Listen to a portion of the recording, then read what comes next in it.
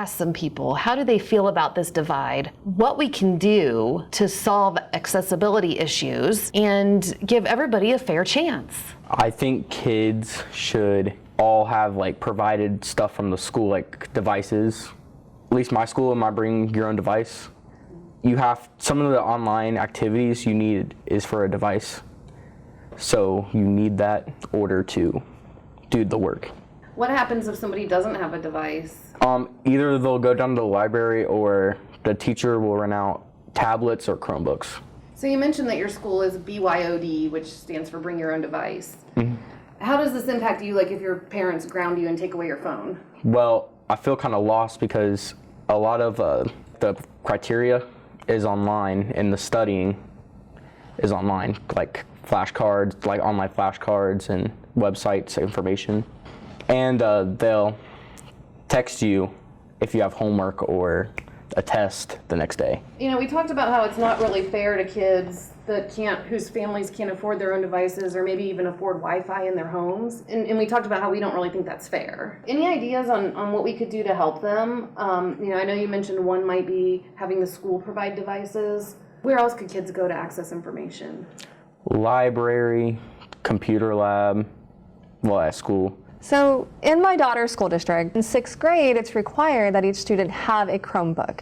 Now the school does have a disclaimer that if you cannot afford one, that they will allow you to use one while inside the school, but it's not like you can take it home. And you can only use it in the school if there is one available to use. There's a cost involved to that, and especially in 6th grade. And if you can't afford it, as I don't want to end up buying my 6th grader a $400 Chromebook, there are a lot of families who feel the same way and just can't afford it. It would be great if the school could offer some kind of discount on the Chromebooks. So for example, I could go to Best Buy and buy a Chromebook for $3.99, but if the school were to offer it like a 10% off discount or for $50 off, that would make it much more affordable. I feel that the school system should help cover some, if not all, of the costs for these electronic needs. Accessibility is definitely an issue, even in the same school. Some people have access to bring your own device, to school, like phones, tablets, and the people that don't have the same access, they might only have that access during school hours. When you're talking about accessibility, who's responsible?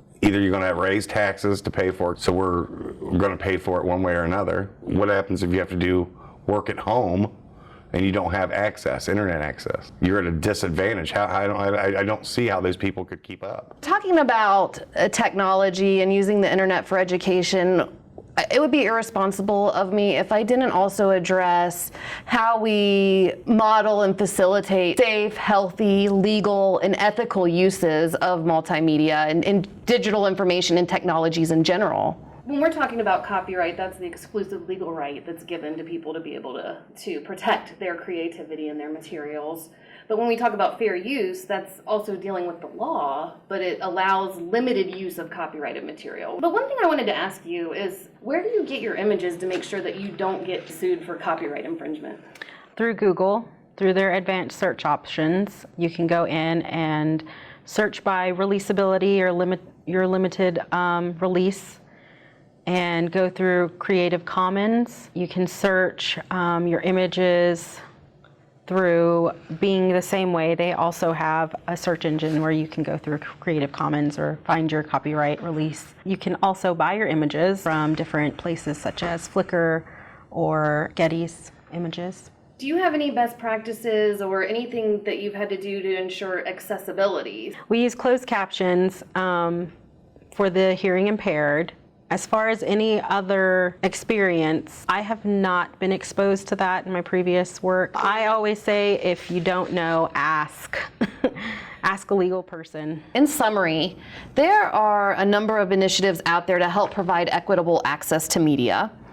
In our schools, children typically have access to a computer lab, or even in some classrooms, teachers can rent notebooks or Chromebooks or iPads or whatever the school has access to be brought into their classroom to be used for a short period of time. We also talked about the idea of GoFundMe, parents paying for the devices as they do in some higher end school districts.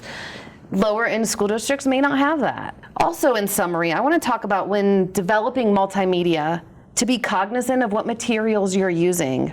Are you stealing? Because it's the same as stealing if you take someone's images without permission and use them as your own. If accessibility is demographic, start a GoFundMe page for that poor school so they can make materials accessible to everyone in the district. I mean, the possibilities here are endless.